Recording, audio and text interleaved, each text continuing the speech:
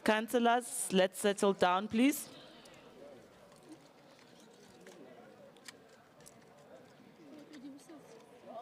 Okay.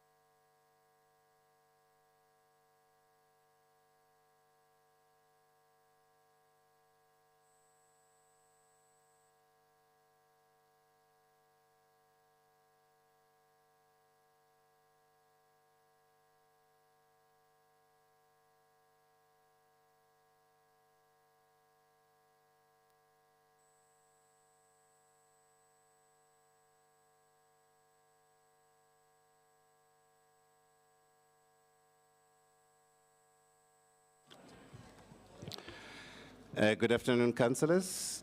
It is hereby notified that the 38th Extraordinary Council meeting of the City of Johannesburg Municipality will be held on Thursday, the 8th of May, 2025, at 15:40 at the Constant Konibabela Council Chamber in Braamfontein.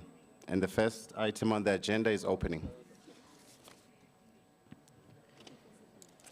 Executive Mayor of the City of Johannesburg, Councillor Silo Morero, Whip of Council, Councillor Nkosipayo Zungu, in his absentia, Chair of Chair, Councillor Vonani Marema, all political party leaders and whips, members of the Mayoral Committee, Chairperson of the Section 79 committees, fellow councillors, Acting City Manager, Mr. Tepo Makola, in his absentia, Secretary to Council, Mr. Andile Gobinga, officials of the City of Johannesburg, residents of the City of Johannesburg, members of the media, ladies and gentlemen, I welcome you all to the 38th Extraordinary Council meeting of the City of Johannesburg Municipality. At this point, I will allow 10 minutes for verification of quorum.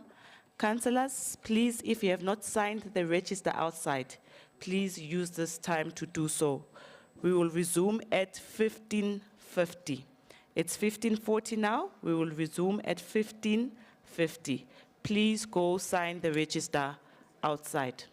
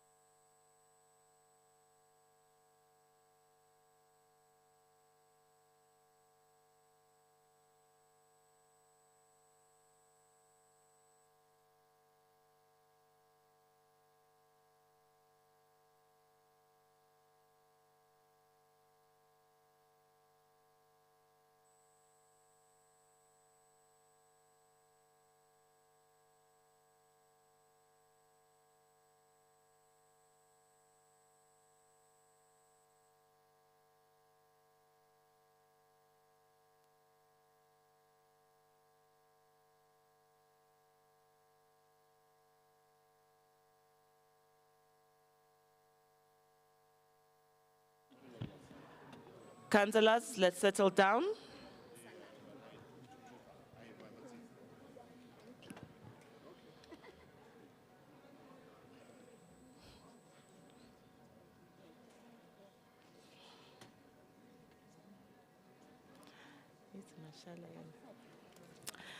Councillors, please note that there are 204 councillors present. As a result, there is quorum and the meeting will continue. Councillors, we move to applications for leave of absence. We have received the following apologies from Councillor Mukwena due to urgent private business, Councillor Mbolobosho due to urgent private business, MMC Gunene due to urgent private business. Are there any more apologies? Councillor Makuba, number 1, Simonse, number 2, Dami, number 3, Avant Smith, number 4, Councillor Harris, number 5, Councillor Mposula, number 6, Councillor Mohapi, number 7. In that order, please, colleagues. Thank you, Speaker. From the IFP, Councillor Mkiza will leave at 5 if we are not done. Noted, Councillor. Councillor Simonse. Afternoon, Madam Speaker. Councillor Ponson be away on political business. Thank you. Noted, Councillor. Councillor Dami.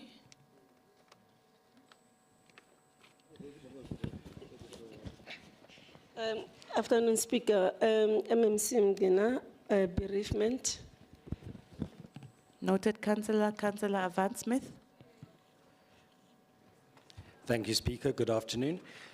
We have Councillor Hoon, private business, Councillor Vandermova, private business, Councillor Trulak, private business, Councillor Shabalala, ill health, Councillor Masira, ill health, Councillor Depi, private business, Councillor Sadabi, private business, Councillor Dagama, private business, Councillor Kukumar, private business, Councillor Myers, who's on an exam leave, and Councillor Jew's ill health, and Councillor Mohammed will arrive a bit later. Thank you. Noted, Councillor. Councillor Harris. Madam Speaker, please excuse Councillor Norman Mkwanza away on private business. Thank you. Noted, Councillor. Councillor Mposula.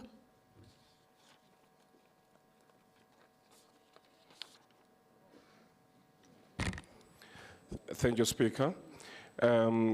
Councillor Genevieve had to leave due to family emergency.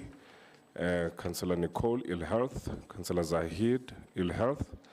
Councillor Miponi, family bereavement.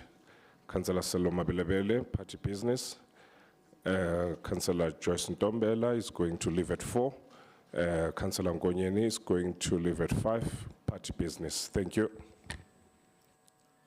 Noted, Councillor. Councillor Mohapi. Thank you, Speaker. Councillor Makafula, ill health. Councillor Chwaku, party business. Councillor Rasarute, ill health. Councillor Ngwenya, ill health. Councillor Ramatsubane, ill health. Councillor Ndwele, ill health. Councillor Nenemba, ill health. Councillor Delegwa, family bereavement. Thank you. Thank you, Councillor Mohapi. Councillor Dami. Yeah, sorry, Speaker. Councillor Mangena was involved in an accident while coming to work today. Mangena. We hope the councillor is not injured, but that has been noted. I don't see any other hand. Other apologies noted. Thank you, councillors. Councillors, we proceed to recommendations to council. Executive Mayor, can you table the recommendation to council?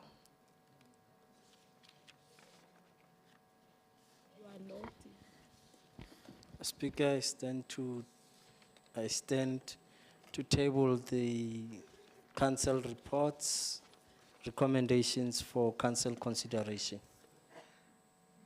Thank you, Executive Mayor. The item on recommendations to council is the acting arrangements for senior managers. The first speaker on our list is from the Freedom Front Plus, Councillor Poo. Good afternoon, Madam Speaker, fellow councillors. Before I start with my speech, DA Councillor Ran was so generous to give me 2 minutes, and ANC Councillor Rapadou, he was not so generous, but he only gave me 1 minute. So I can have 6 minutes, please, Madam Speaker.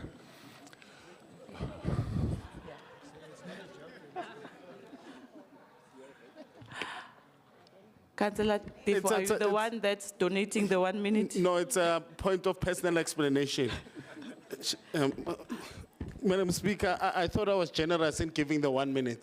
So now I'm being thrown under the bus for not being generous. I don't know, should I take it back, Councillor Pur, my 1 minute, or are you fine? But thank you. We'll deal with it. Councillor Poo, you have 6 minutes. Thank you very much, Madam Speaker. Madam Speaker, the city of Johannesburg has to be run like a business. And let us take 2 examples from private business. Shoprite Checkers is is the most successful retailer in South Africa. And why? Why is Checkers so much more successful than Pick n Pay or Spar or any of the other, even Woolworths? The reason for that is they've got excellent management and they've got excellent managers. The second example, Capitec Bank, one of the youngest banks in South Africa, has become the biggest bank in South Africa, being bigger than FNB, Nedbank, Standard Bank, and they are also successful, very successful. They're even more successful than VBS Bank. And why? Madam Speaker, because they've got excellent management and they've got excellent managers. And this is a lesson that we have to take in our city as well. If we want to take our city forward, and we listened to the State of the City address yesterday, if we want to take the city forward, we have to have excellent management and we have to have excellent managers. And this item is talking about the managers of the city, acting managers and permanent managers. And one of those appointments, it was made on the 20th of January of this year by the Government of Local Unity, was to appoint Helen Botha as the Chief Operational Officer of the city.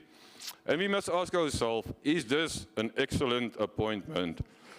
She was a former CEO, maybe she's still the CEO of JPC.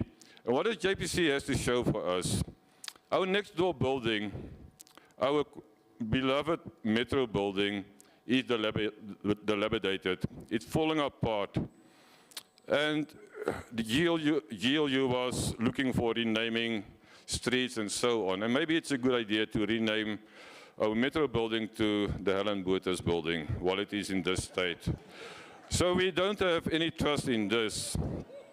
We are having with JPC buildings in any city that are hijacked.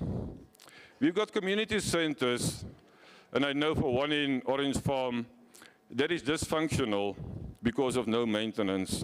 We've got revenue centers that are supposed to bring in the money to the city. They are dysfunctional because there's no repairs done on those buildings. And now we reward the CEO of JPC and we make her the COO of the city. Is this in the best interest of our city? No, it is not. Helen Botha has got various allegations against her, and as the law says, she is not guilty until she is found guilty by a court of law. But there are many allegations. Helen Botha has got no respect for Section 79 committee. She was summoned by OCOL various times to come and explain the state of the Metro building. She just refused to cooperate. And now we reward such a person and we make her the COO. Madam Speaker, in Afrikaans, we've got a saying, Moenie wolf skaapwagter maak nie. And before you think that I'm swearing, I'm not. I will repeat this in English. Do not make a wolf a shepherd. And what does this means? Our residents of our city are sheep, a flock of sheep. And a flock of sheep needs a shepherd. And you need a shepherd that is going to look after the sheep. If you make a wolf a shepherd, nothing will be left over from the sheep in a very short period of time. And that is what we mean by this. And to go back to this appointment was illegally. It was appointed on the 20th of January. The initial 3 months has already lapsed, and now we ask for a further extension.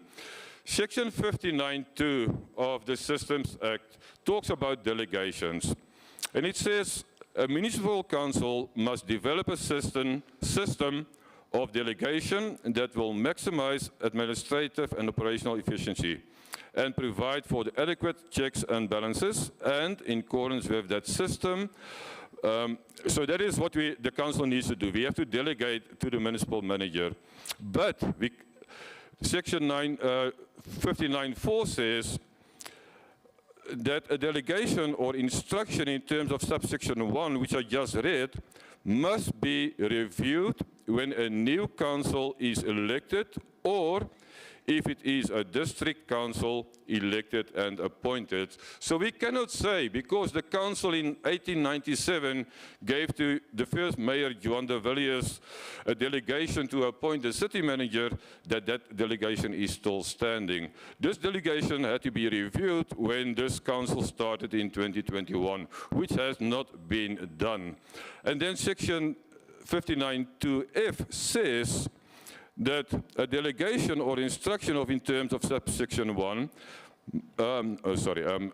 subsection 4, any delegations or sub-delegations to a staff member or a power conferred on a municipal manager must be approved by the municipal council. And I'm going to close off, Madam Speaker. The appointment here, section 56, which deals about the appointment of managers directly accountable to municipal managers, it says a municipal council, after consultation with the municipal manager, must appoint an acting manager directly accountable to the municipal manager under circumstances and for a period as prescribed. A decision to appoint a person referred to in subsection 1 and any contract concluded within a municipal council. 6 minutes is up. I'm very sorry. Can I read this last sentence? The person appointed does not have the prescribed skills, expertise, competences, or qualifications. Then this appointment is null and void. And that is what I think we have to take with. This appointment is null and void. Thank you very much, Madam Speaker.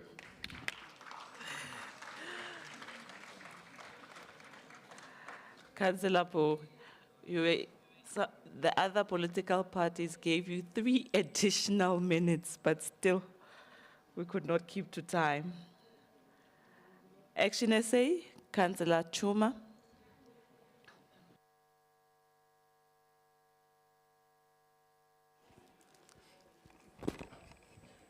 All right. No, thank you so much, Speaker. I think today it's a generous day. Hopefully, this generosity will be extended to Action SA. Speaker, honorable councillors, members of the executive, and the residents of City of Johannesburg, as Action SA reiterates its unwavering commitment to ethical leadership and good governance, values that must not only be spoken about, but actively demonstrated in every decision taken by this council. We want to unequivocally be clear. Our objection to this report before the council today, it's not a blanket rejection of all the appointments it contains. On the contrary, as we have consistently maintained, including in our previous statement, Action SA supports the appointment of the acting city manager. Furthermore, we recognize and appreciate the dedication of several senior managers included in this report who continue to serve this city and its residents with distinction, professionalism, and ethical integrity. However, the challenge lays in a manner in which this report has been presented, by bundling all the acting appointment into single submission, without separating these with clean service records from those whose names appear on serious investigative report. Council is being asked to endorse without distinction appointments that are still under cloud of controversy. We cannot, in good conscience, support a process that disregards the findings of special investigating unit and other statutory bodies. Individuals in this report remain subject of unresolved allegations that continue to cast doubt over their suitability for leadership roles. The city's failure to act on these findings sends a troubling signal about its commitment to clean governance. As Action SA will therefore abstain from voting for this report in its current form.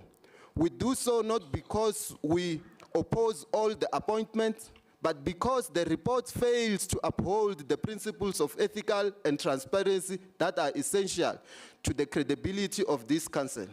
We urge the executive to return with a revised report that will allow each acting appointment to be considered on its individual merit and in line with the integrity and accountability the residents of City of Johannesburg deserve. Inko.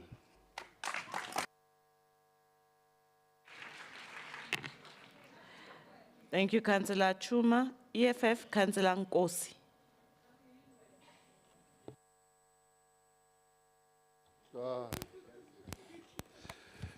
Greetings, Speaker. Greetings to the 29 committed, hardworking, and resilient battalions of EFF, led by our caucus leader, Commissar Dr. Mcinitswako, and our Chief Whip, Tabisa Mkhapi.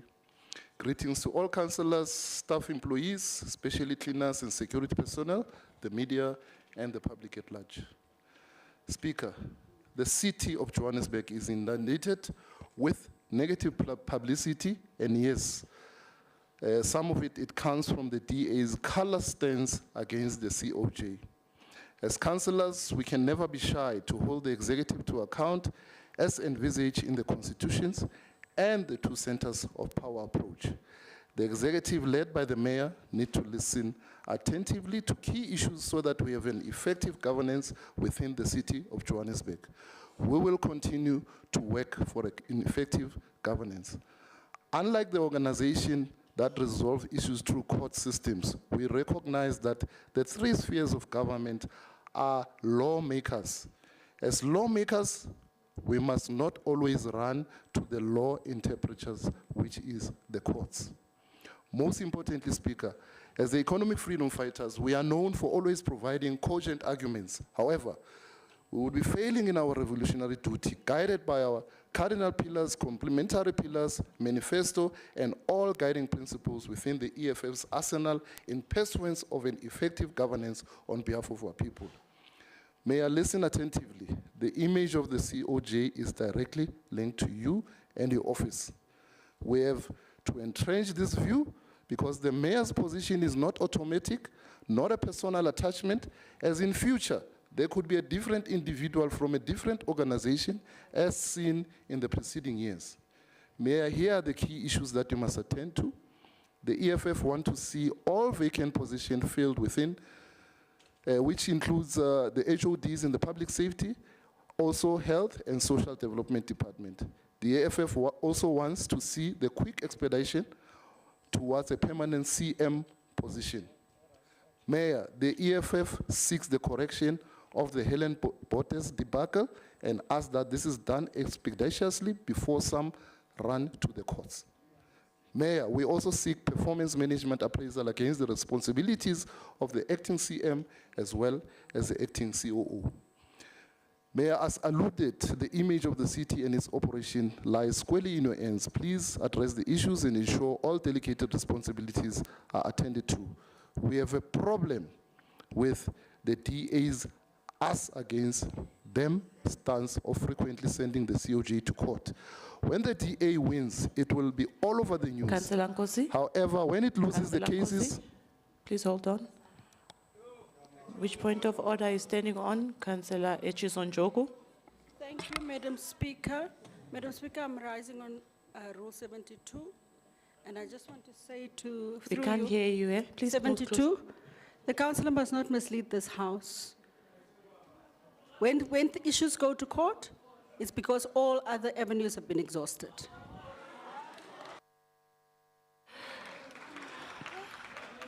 Councillor Echizonjoku. It is freedom of speech. He never mentioned any political party. Did you say DA?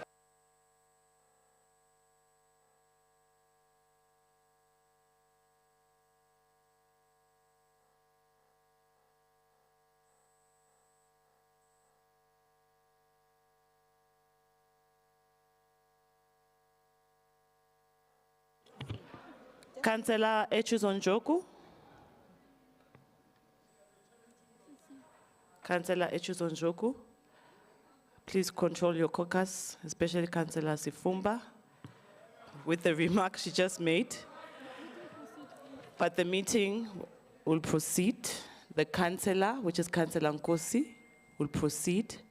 Councillor Nkosi, you are left with 1 minute. When the DA wins, it will be all over the news. Hold on, Councillor Nkosi. Remember, EFF, when someone has a point of order, we pause the time. Don't worry, we pause.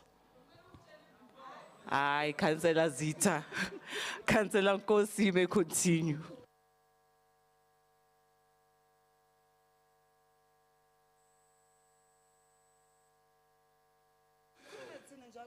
Yeah, we have the problem of that organization of having an us against them stance of frequently sending the COJ to court. When that organization win, it will be all over the news. However, when it loses against the municipality, it is nowhere on the news outlet. Obviously, this is what is called claiming easy victories. The DA must decide whether they want to be part of the municipal council or a legal entity. Speaker, the EFF is deeply concerned about these matters and asks that we pull our socks, work together, and ensure that we hold everyone into account. Thank you.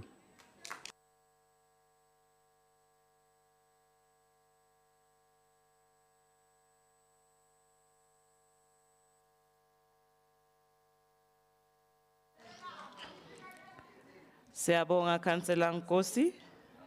UTM, Councillor Zikebe. Councillors? Councillor Zikebe? Madam Speaker, I am debating for my dinner now and not just singing for supper. Before I proceed with the business of the day, allow me to stand in reverence and recognition of Ancestors' Day, which will be commemorated tomorrow, the 9th of May, a day of spiritual significance that transcends mere ritual. It is a reminder that governance in Africa is not a sterile exercise of power, but a sacred calling, one that must be rooted in both ancestral wisdom and the living principles of African indigenous spirituality. In our traditions, leadership is not only accountable to the electorate, but also to the ancestors, those who walked before us, who dreamed of a liberated people and a dignified land. It is in this context that we must locate our work as public representatives. The late Mangaliso Robert Sobukwe, a towering figure of both political and spiritual depth, once reminded us, and I quote, "Spiritual poverty is the worst form of poverty. A spiritually bankrupt people cannot develop or defend themselves," close quote. We must therefore recognize that the ethical failures we often lament in government are not always legal, they are spiritual. As we honor this day, may we recommit ourselves to a governance that is not only efficient, but ethically grounded, culturally conscious, and spiritually aligned with the values of Ubuntu, accountability, and justice. Let this council be reminded that the city we build is also a reflection of the spiritual order we uphold. Spirituality indeed must lead. Honorable Speaker, the report on the acting arrangements for senior managers in the city of Johannesburg comes at a time when our commitment to governance is under national scrutiny and local expectation. The government of local unity has rightly so elevated good governance as one of its strategic priorities. I want to acknowledge the commendable work done by group corporate and shared services in maintaining operational continuity during a time of leadership transitions. The fact that 17 of the 22 senior manager positions in core departments are permanently filled is no small achievement, especially when viewed against a backdrop of legal disputes, contractual terminations, and evolving organizational demands. It is also worth noting that acting arrangements have been made in compliance with the Municipal Systems Act and relevant COGTAC circulars. This speaks to a governance culture that remains anchored in legislative compliance even amid transition. While acting appointments are a necessary feature of any dynamic administration, we must always ensure that the that they serve their intended purpose to bridge gaps, not become the bridge itself. The extension request before us today for several key group head positions signal both a capacity for resilience and a need for agency in permanent recruitment. As government, we must balance continuity with certainty. We must assure both our residents and our workforce that senior leadership will not remain in prolonged flux. A revolving door at the top can affect morale at the base and ultimately the pace and quality of service delivery. Speaker, I raise this with utmost respect for process, but with equal recognition that good governance is also about 30 seconds predictability. remaining. The repeated extensions of acting roles, while legal and often necessary, carry a subtle cost. They may unintentionally affect long-term planning, performance accountability, and strategic execution. This is why the recruitment processes currently underway, such as those for the city manager, head of public safety, and head of social development, must be finalized with priority. We cannot allow red tape or administrative bottlenecks to delay permanent appointments any further. Let us also use this transition period to invest in succession planning and leadership development. We are fortunate that many of the current acting incumbents come from within the system. This reflects a maturing institution capable of grooming talent internally, but we must not limit their contribution to interim roles. These individuals must also be empowered through mentorship, training, and Councillor transparent Zikebe, pathways to permanent time is up. leadership. Honorable Speaker, we govern through policy, but also we have a responsibility of the example that we're showing. Umele phandle, out of order. Wena. We support this report. Councillor Zikebe. Sapist of note. Siyabonga Councillor Zikebe. DA, Councillor Run. Councillor Run, you have. Thank you, Madam Speaker. Madam Speaker. 6 minutes, or you took 2 minutes. Can I start again? Yes. All right. Madam Speaker, esteemed members of council, the Democratic Alliance has carefully considered the contents of this report, and we must express our deep concern. Once again, we are presented with a submission seemingly designed to retrospectively legitimize a series of irregular acting appointments, appointments that, despite being dressed in the language of administrative necessity, reveal serious procedural flaws and a worrying disregard for legal and statutory requirements. Let me be clear. The DA unequivocally rejects this report and its recommendations. We cannot in good conscience support the continued erosion of the legal framework established by the Municipal Systems Act and COCTA, Circular 24 of 2022. These frameworks provide clear guidance for acting appointments, including that only suitably qualified divisional managers may be appointed to act, that acting appointments must not exceed 3 months unless expressly authorized by the MEC, and that acting appointments must not be used as informal pathways to permanent placements or political favor. Despite this, we are once again asked to retrospectively endorse arrangements that flagrantly breach these rules without any credible indication that proper lawful recruitment processes are underway. In several cases, individuals have been in acting positions far beyond the legal framework and with no evidence that they even meet the minimum requirements. Even more concerning, some of these appointments were never brought before council to begin with. Now we are being asked to extend appointments that were unlawful from the start.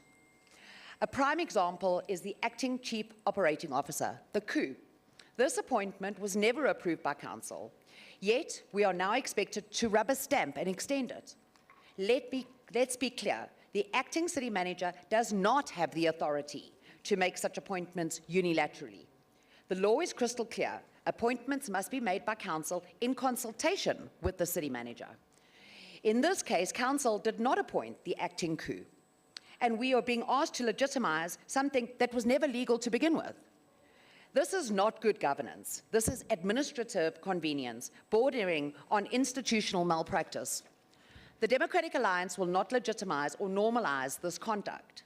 Accordingly, we reject the formalization of the acting arrangements outlined in the report, oppose any blanket delegation of appointment of powers of the acting city manager without specific council approval, Let me be clear. If these unlawful practices continue, we reserve all of our rights.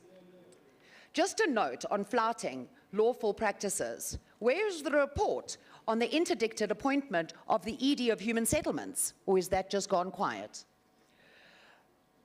We also call for an urgent, transparent, and merit-based process to permanently fill all senior management vacancies within the bounds of legal and ethical governance. While our city crumbles and service delivery is AWOL, we are still paying these managers bonuses. Is this what all of our huge loans are for? How is it possible that the city scores the acting coup a 4.7 out of 5 when we have no asset list of COJ properties, dangerous buildings kill over 70 people, and our own metro building has been shut down for almost 2 years? Is this the kind of management that we reward? Her bonus of 413,000 rand is shameful and a disgrace. The time for celebrating mediocrity, shortcuts, and circumvention is over. Governance by workaround must end. I thank you.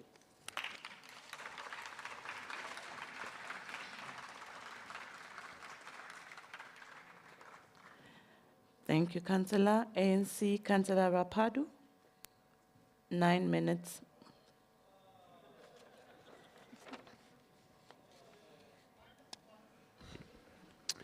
Thank you, Madam Speaker, for the opportunity. Madam Speaker, did you know that since this government of local unity has taken over the administration, there's been an increase in the percentage of days in a year that all Section 56 positions were filled by a permanent staff member rather than an acting member? The good news does not stop there. Do you know that this government, after taking over, we've filled positions or acting positions in less than 4 months? So I will take from the words of MMC Mnisi that indeed this is a call for action, and undisputedly so, a roadmap to hope. So we are bringing these items to council so that we show the transparency and the hope in these people that are appointed in these positions. We are glad that the culture of intimidation that was happening while the people across the room were leading has ended, where people were threatened because of their color of their skin, where people were threatened because they looked and smelled. Don't worry, stupidity does not take brain power. Please Don't hold worry, Madam Speaker. Stupidity does not take brain Please power. hold on. They will do Councillor such things, don't worry. Rapadu, Hanyani. Councillor Ran. Thank you, Madam Speaker. Sorry, I'm rising on Rule 72 for misleading the House. Councillor Rapadu is misleading in the racial tone that he implied there, that we were racially going after people. He needs to provide proof of that statement. Councillor Ran. Thank you. Hey. Councillor Rapadu, you may proceed. Thank you. Chairperson Rapadu, not just Councillor Rapadu. Hey, Chairperson So we need to Noiva. make the Hey. distinction there. Thank you very much. We need to make that Rapadu. distinction clear, Madam Speaker. There's a distinction there.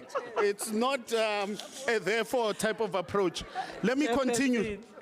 Madam Speaker, there's another point of order on a point of order. We already took a point of order, and you were the first one, caucus leader, to say you're not supposed to do that when I did it to the chair of chair and Chairperson Rapadu. Councillor Rapadu, we are not going to take another second point of order. You may continue. So, Madam Speaker, thank you very much. That culture that was, sickening and finding itself within these corridors is no longer. And I'm glad that majority of our Section 56 managers are on permanent positioning us needs to continue so that we get to a point where there are permanent positions that are in these places. Madam Speaker, let's remind ourselves, many of these people on the other side, we all know every time people act and we come here to ratify. It's not a new phenomenon. So they can't come here and act like, hey, we are doing something wrong, something is sinister. While where they were in power, they were doing the same thing. We would just ratify somebody's position while they were in power. So we need, Madam Speaker, not to be misled by the sound bites and the gossip and whatever that they're trying to mislead the residents of the city of Johannesburg about. Madam Speaker, organizational stability is the cornerstone of any organization. And that is why we, as the government of local unity, are standing here to say, here are the reports to ratify the appointments of these people to continue in the work so that we get to a point where, when I quoted that there's been an increase in the number of days of Section 56 managers that are permanently in their position. So we are glad and confident as this government that indeed, MMC Mnisi, we are on the roadmap to hope, and this is a call to action. Thank you very much. We support these things.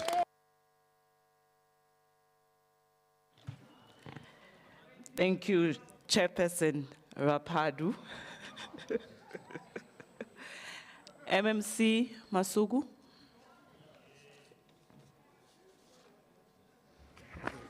Good afternoon, Madam Speaker. Thank you very much, fellow Councillor, Executive Mayor of the City of Johannesburg, Councillor Dada Morero, the Chief Whip of Council, and all councillors. I think where we will, Councillor Pur, through you, Madam Speaker, we note your concern, and I think it's a genuine concern in terms of Section 79 and attendance. And I think various MMCs will obviously implore the city manager, acting city manager, to ensure that when officials are requested to attend the Section 79 committees, that is something that the acting city manager must ensure it happens, because it's about accountability, it's about oversight. We note that concern as it is a genuine concern. And most of us as MMCs, we do comply and attend Section 79s regularly, but if there is a concern now officially raised in council, I think it's something that the acting CM has taken note of as well.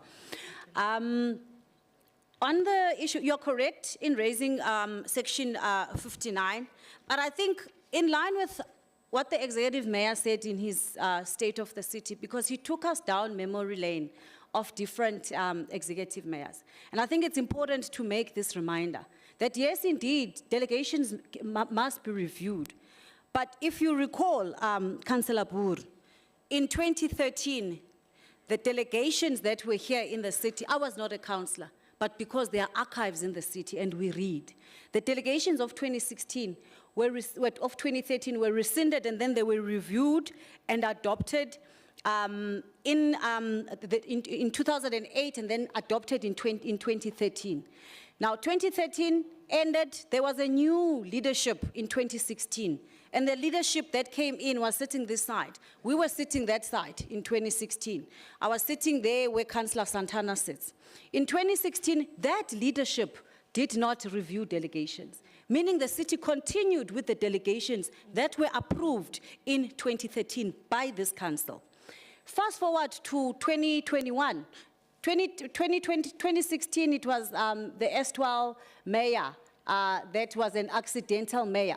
Then we moved to 2021. 2021, as said by the executive mayor in his memory lane, we got the first female mayor. That leadership with their MMCs also did not review the delegations of council, meaning we continued with the delegations of 2013. Now, Madam Speaker, Mayor Morero did not start a term. He found a term starting of government. Mayor Gwamanda did not start a term. He found a term that had started by the former mayor 2021.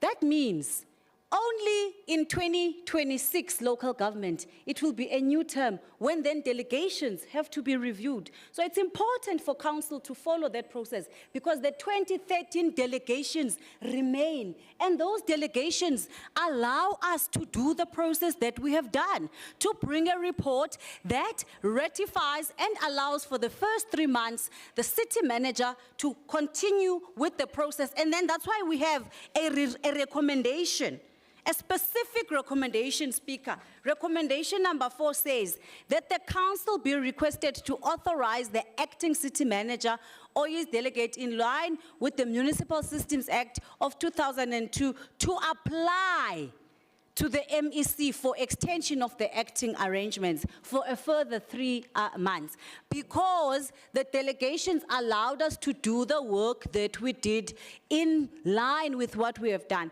And I want, through you, Madam Speaker, to refute this assertion that we are inventing something new. With all the mayors that I have mentioned, this is how an acting arrangement report comes to council. There is nothing new. We have always done it like this, and if for whatever reason there was anything sinister, we would not have brought the report. We are transparent. Councillor Rapadu is correct. We are bringing the report because we are transparent. There is absolutely nothing that we are hiding. Councillor Rapadu, thank you so much for your comments, and Councillor Zigebe, and I agree that the city must continue to operate. And in us operating, it is in line with ensuring that we stabilize senior management. And then Councillor Nkosi, or Councillor Rapadu already mentioned this. When we came in, our intention was to stabilize senior management, and we've done that by appointing senior managers. It's as if he read my responses, but Councillor Rapatu is spot on. We have worked on that, and our intention is to continue to make sure. Even the Section 79 Committee of GCSS has acknowledged that, and that acknowledgement includes councillors of different caucuses in that particular Section 79 committee. Madam Speaker, we ask Council, in line with the recommendations, to allow us to proceed, and that this report goes on, and we ask the MEC to allow us that we extend for the next 3 months. Thank you.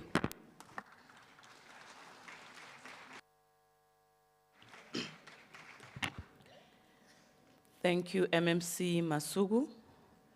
Councillors, the recommendation are on pages 1.11 to 1.12.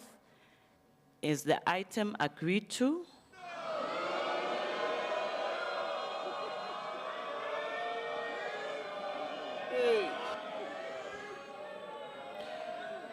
We have to divide the house, The noes Okay. have it.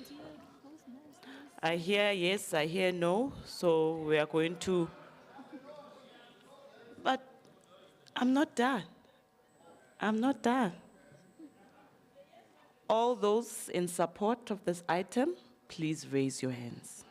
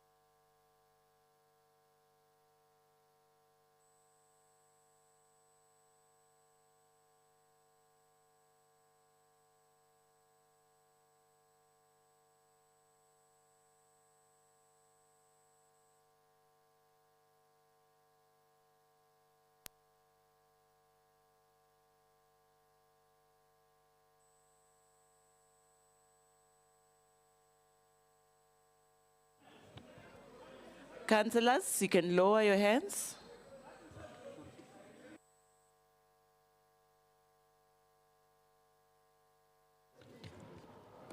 All those against this item, please raise your hands.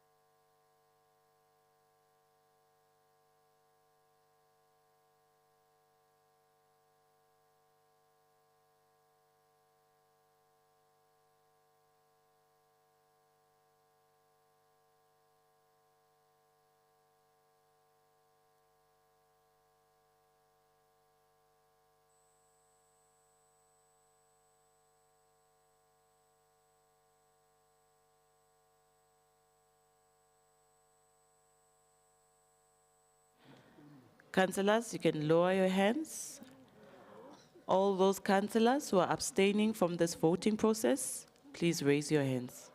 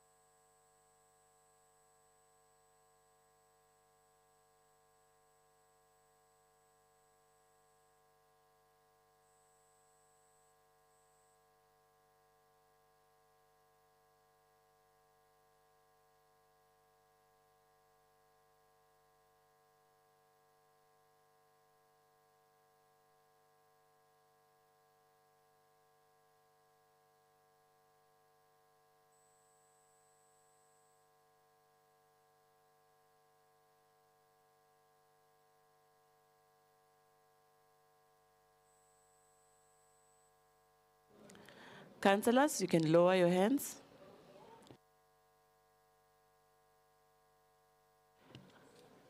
Let's give legal 2 minutes to consolidate the numbers.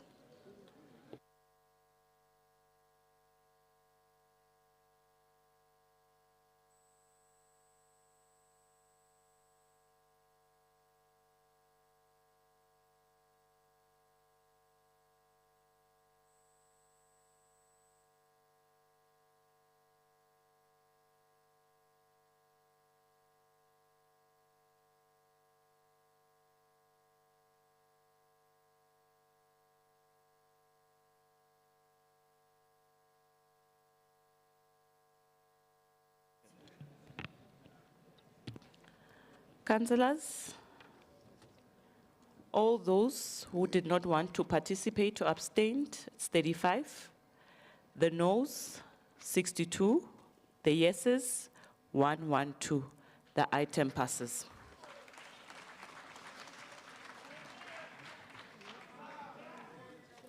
Councillors, we are now on announcements. Councillors, please be reminded that the budget meeting and debate is scheduled for the 28th and 29th of May 2025, and if anything changes, we will notify you, and the notice and related documents will be distributed in due course.